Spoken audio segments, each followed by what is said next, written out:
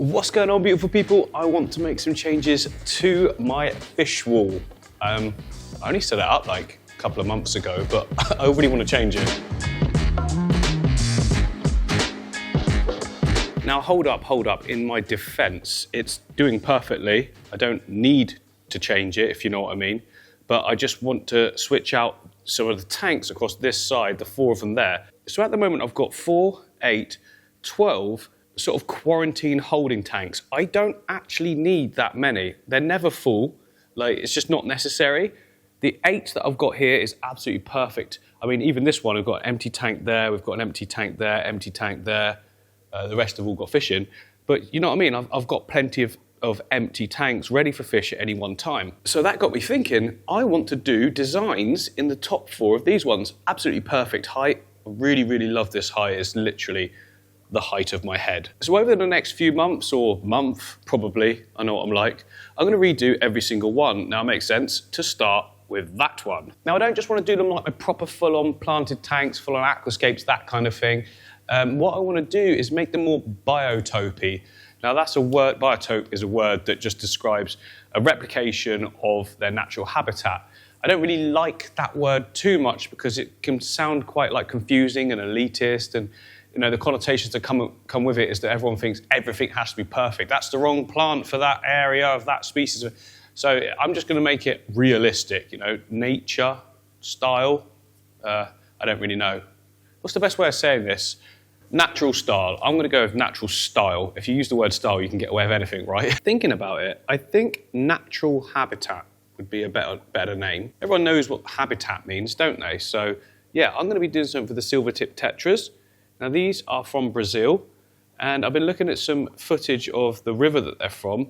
I'll put the name of it up here because my pronunciation, São Francisco, I don't know. Anyway, so Ty Streetman is someone I know who makes lots of like videos and has been to visit these rivers. So I'm going to do it in a little bit of that style. And the good thing is I've got a light background to go on this as well. Not this one, but it'll be this one. Anyway, let's get this off and place it where we can actually scape it. I'm right over in the corner you see here, so it's very difficult to get to. I don't mind it being there, but obviously trying to scape it is difficult. So let's get it on the bench. Now, other than the fact that the tank is quite dirty, I've also got a black background on it, which is painted on. So first thing I need to do is scrape that off. Not a lot of point having a light background if it's black.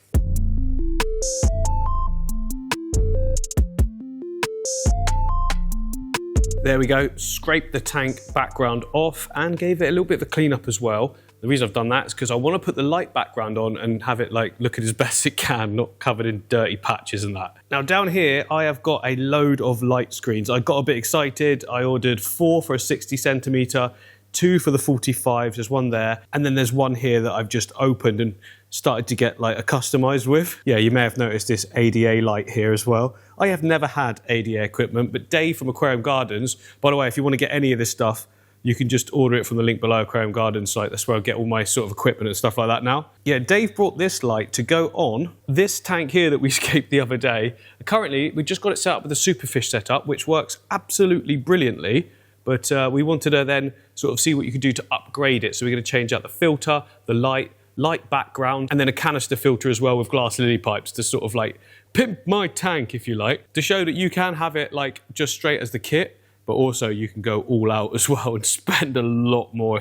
You know, the sort of thing that you do as you get into the hobby and start getting a successful tank. A lot of people want to tinker and upgrade, so that's kind of what we're doing there. Anyway, the light screen. So first of all, the build quality feels absolutely brilliant. Like, it's fully sturdy. It's kind of like I don't know what that is inside. It's kind of like a frame, a plastic frame with 2 nice pieces of clear perspex on the front, and then the back's got a hard piece as well. And then we've got a wiring loom here, and what I thought was really clever, it's got these little magnetic connectors. So like when you go to plug it in, you just do that, it connects like an iPad or whatever they're called. But like, that's amazing. Let's give it a go. We've got 2 connections. We've got one for RGB and one for white, so you can get like the gradient as you go through. So first of all, just hooks over the back on the glass.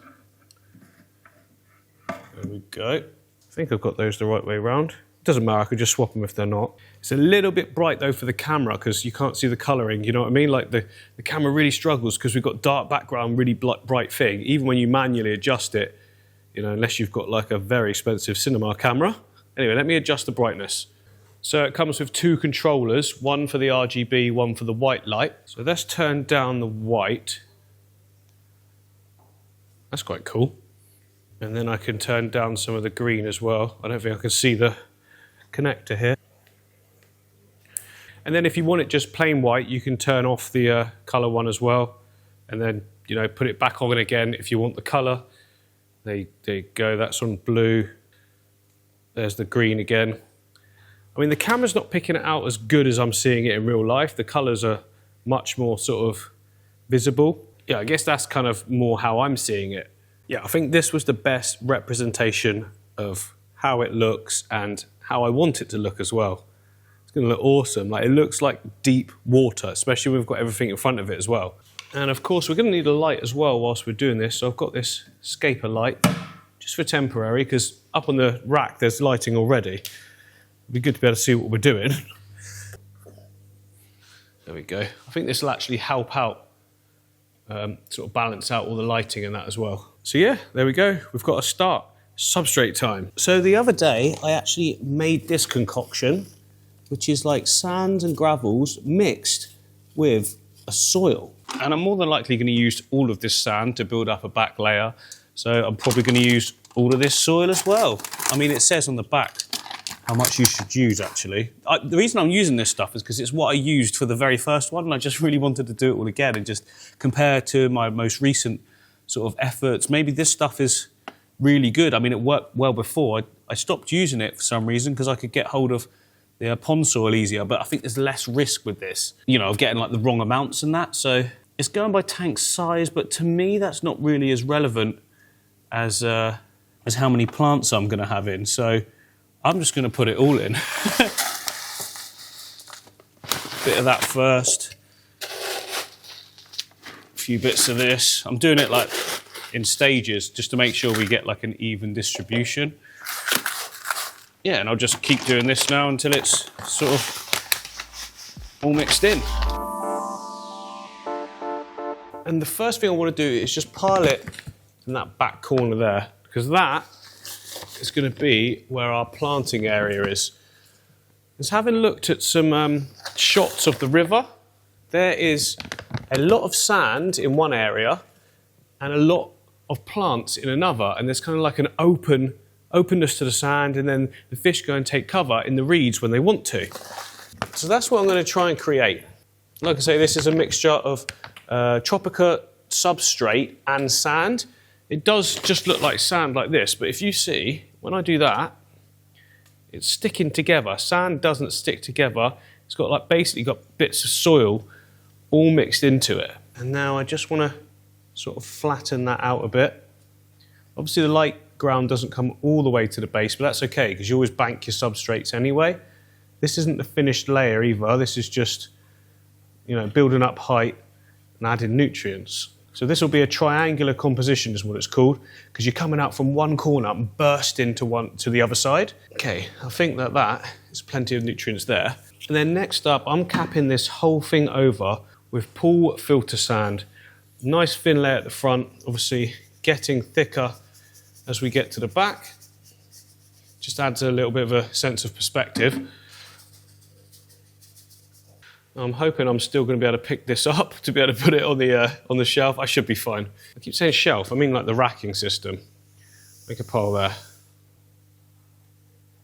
There we go, we've got our river sand, and from what I can remember, I'll try and put something up. This was almost the same colour as what I was seeing, maybe a little bit more sort of whitish, just because it's in natural sunlight blasting down. But yeah, really good so far, the background as well, it just looks fantastic. Right, now we need our refuge area for the fish to be able to get some safety. You'll find that if you give a fish a safe area, you'll see them out in the open a lot more. They become a lot more brave because they know there's somewhere they can go back to. Makes sense, right? So to create that area, I'm going to start with a few rocks, just sort of dividing the tank in half diagonally, and then we can go from there. Now I have taken delivery recently of an absolute ton of new rocks, all these different tones and stuff. But for this setup, it's a river system. We need rounded rocks. And in this box, I keep all my rounded, sort of smaller river rocks. So these will do perfectly. Look at that.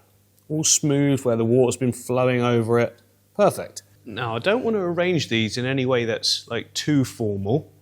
We do want to sort of guide them. I'm just sort of trying to divide the section, like I say, in a diagonal, but not make it look too contrived. So like some come in a little bit and then some can go out a bit more, or randomly just placed like that. Then we've got a gap here for planting as well, gap here for planting. Because we don't have to worry about any soil behind leaching forwards, oh, I nearly smashed the glass, we can leave gaps as well and it doesn't matter. Something a bit more interesting as well, a bit more height, something like that. Quite like how it's sat on top of that. This one can then come forward a little bit with some gaps here, again for more plants. But that is quite a straight line, so if I come forward even more, then it does that a little bit. So even when I'm putting the rocks in like this, I'm still thinking about gaps for planting, still trying to think ahead for the whole scape, not just the hardscape. You've got to think where the plants are going to be as well. Right, now I want to add some wood. I want something upwards, sort of pushing upwards, creating kind of like a bush in that corner. But these are a bit too prongy. Maybe, it might work, but I don't know, it's a bit too much. I just need a gentle sort of structure. I think what I'm going to have to do is use more smaller bits, combine them together and make them look like one larger piece. There we go, look, I've got a nice wood selection there. Should be able to make something work with that lot. Now I can add more rocks later if it's not enough, but first let's get some wood in and just start creating. And this is quite bulbous at the bottom, so it's going to take up a lot of room if I do it that way, but if I spin it, hopefully, that can look quite good. Yeah, that's the sort of look I'm going for as well. So there's, oops. Yeah, so there's one piece. This is quite prongy as well, so this one could work. It's just a case of finding where's best for it. You need to also be aware that the filter needs to come in as well. So I've got a sponge filter, and at the moment with that piece like that, it's not going to fit. So I'm sure I could make it fit some way though. I can have it right on the side, so I could, yeah, shift that around a little bit later. Or not, just try it somewhere else. Let's go somewhere else, see if it's better suited to over in this area. Maybe behind. That works as well, look, the light will be just over the centre. Looking good so far. Obviously we need more this side. This thinner piece could work quite well. Although they're all sort of leaning the same way, so if I can bring it in and around a little bit, don't worry if stuff falls down, we're going to glue it at a later date. And there we go, we've officially got our bush area. The whole point of this is just to sort of have all plants interlocked in between it all. But you can see from the side, we've still got plenty of planting room. I might in fact shift it all back a little bit because it's all very much on the edge of the rocks and it's kind of limiting where we can plant in those areas. There we go, look, shifted it around a bit and now you can see all the different gaps in between the wood as well, which means plants can get in there. Now I know this doesn't look very fantastic at the moment. In fact, it's pretty ugly, but all shall be transformed by the plants. It's just the framework. So yeah, now I can just sort of glue all that down and I've got some super glue gel here. Yeah, it's the Superfish super glue gel type, so it makes like a little ball of glue rather than dripping down. Tack it at points where it touches the wood and then come back tomorrow, it will be dry.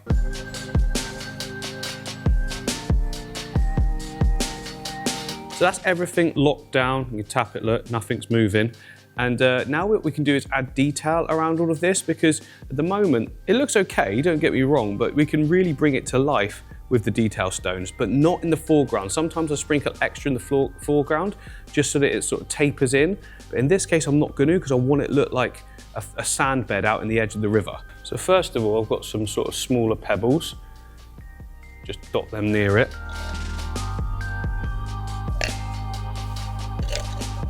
Don't think about it too much, but I'm leaving gaps in between for extra planting and also so that the other bits of gravel can go in between as well. And I've got some detail stones in this Weo bag. It's Weo Sable. I think that'll suit the darkness of the bigger rocks. It's tie it all in really good. So a nice little sprinkle, but I'm Trying to keep it all in tight, look. Not letting it go out too far. Any bits that do, I'm gonna flick them back. We're not putting any fish in here that are gonna move these around, so they will actually stay where we leave them. There we go. I think that that looks really great so far. The way that the wood stands out so much from that light background. Loving the light background. I wish we could get a massive one for the 8 foot behind as well. But now we can crack on with some planting, and I think I'm going to go for some Halanthia tenellum in the little foreground areas, just sprouting through those little rocks. And I'm going to use Vallisneria in the background section. We've got some very tall plants here, but I'm going to go for like the new growth ones that aren't quite as tall. They'll eventually sort of loop over the top, but you can cut them back at that point and everything. Once they're rooted in, I find it's very easy just to rip off the longer strands, and then you're left with the shorter ones. So yeah, by the time it's doing all of that, it'll be easy just to rip bits out.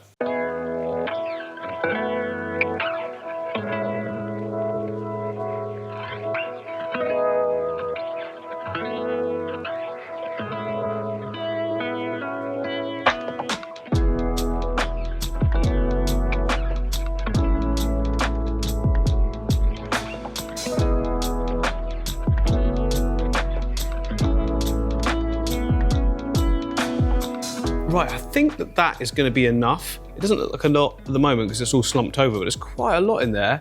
If I need to add some more, I can as well. But to start with now, I need to get the fish out of their tank. Yeah, I'm going to take the silver tip tetras out of this tank here. I'm going to shift this one up along, and then we can have the new one right in the middle. Be easier for me to film and everything like that. It's quite dark in here. Well, it's not, but it looks it on camera. It's because the mini water lettuce has kind of taken over. So take some of that out as well.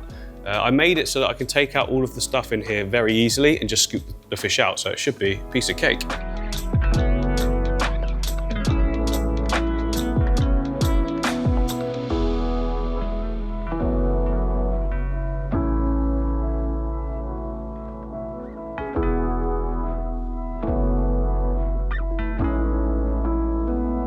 Oh, that looks so cool. I mean, even without the light background, which I haven't fitted yet, but there's no filter in it, obviously. The filter that was in this tank has been moved across in the tank it was originally in. But what I'll do now is I'll squeeze the sponge out into the water, then I'll just transfer it over to this one, and then I'll put a brand new sponge into this one, and it'll like suck up all that mold, detritus and everything, and sort of instantly seed that one.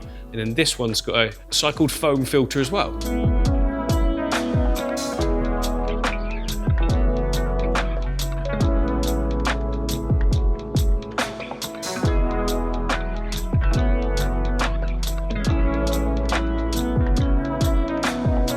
There we go, filtration sorted on both tanks. This one will clear pretty quickly. All of that gunk is all beneficial. It's going back into the new filter, so we're all good straight away. I do feel though that we need a little bit more dense planting. I want it to look like a full-on bush.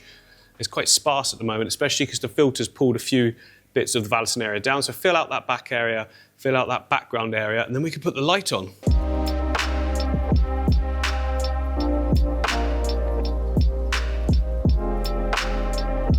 There we go, that's better. That's much more what I was going for.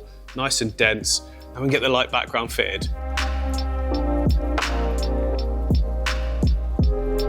Look at that. I think that that looks fantastic. It's like, it just adds so much depth to the whole tank. One thing I think though that is kind of spoiling it is that bottom left corner. Because the way that the sand meets the horizon, it's kind of ruining the depth, I think. So I'm gonna add something in there, a little bit of rocks, some plants.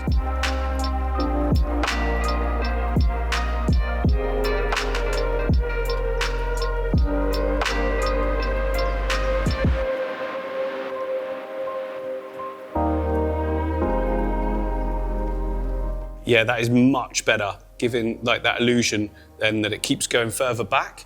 And we're still not done. What I want to do now is add in some plants coming out of the top section. And I've purchased these little lid clips that just stick on the edge of the aquarium, and then obviously you'd have 4 of them. But what I've done, look, is cut some holes out the bottom. That means I can put some plants in them and they'll just stay in place. And this plant here in my barb tank, it's kind of like growing right out of the aquarium, you know, into the middle of the room. So that's a good one to take. I can just snip it and you can literally just plonk it in the water. All these roots find the water source, the nutrients, and yeah, and it'll just keep on growing. This is Devil's Ivy, or Pothos, I think it's called as well, and it's a variegated type. So yeah, just keep growing in that area, look cool. Be good to have some plants growing in that area as well, out of tanks. Now, I've not tried it with these clips before, so hopefully it's gonna work. I don't see why it wouldn't. Just place it in. Roots as well, and that'll sort of lock it in place. Works a treat. And I've actually got space to add a little bit more if I want. I probably won't though, just let that grow now, and it's gonna grow all the way across. It's gonna be so good in this area to have some plants that you can see in the whole rack. Right, now we can add in our silver tip tetras. Obviously all the water temperatures are matching. There we go, oh, they look great.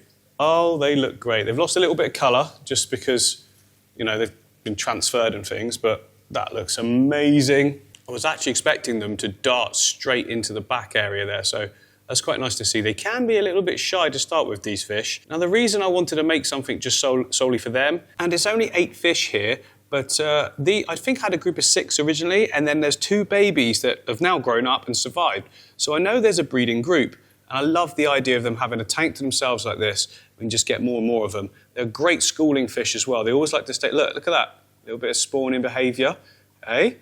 Fish quite often do that in new environments. It's just like triggers a spawning response, a territorial response from the males, for instance. But yeah, oh, they look so great. Really, really pleased with this. Now I want to just do the whole lot, all of them. Now I'm going to add in a little bit of beneficial bacteria. Although we've got that cycled sponge, I just want to, you know, it's not going to hurt just to double up, if you like. You can't have too much, you can only have too little, but come back tomorrow, they should be coloured up nicely, or hiding.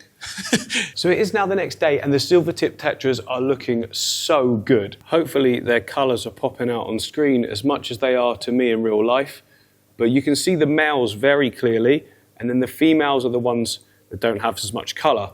And they're actually a lot younger as well, so they were babies. I think all of these actually are babies from the originals that I got a long time ago, but they're very comfortable. Usually, whenever you come to the tank, they can get quite skittish, but I'm right up close here, and they're being brilliant. It's almost like they're looking at me.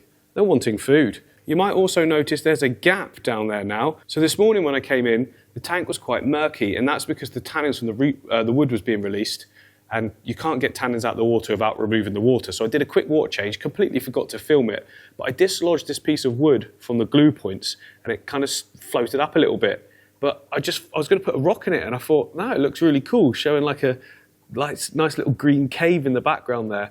But overall, I'm really pleased with how this is working, because they're staying on the borderline of where the plants are, but then they come out into the open as well, which is exactly what I wanted to see, because that's what they do in the wild. They scoot out a little bit, and then they go back for some refuge if they feel threatened. But yeah, really, really good, and successful tank. Just played around with the lighting a little bit, because I was worried it might be a bit too green, and like, look, not quite giving the effect that I want. I just want it to be like a hint. And so I've adjusted it. I think that may be a little bit better, a bit more realistic, and not so like a gem in a cave I was kind of getting the impression of, but I think this would be better. So I hope you've enjoyed this build. Very, very simple design, but works well for the fish. They clearly like it. Obviously you don't have to have a light background as well. It's just something I really wanted to try, and I'm going to do some more along here as well. Different colorations, different styles of tank, and yeah, give it a go if you're interested. I'll see you on the next one.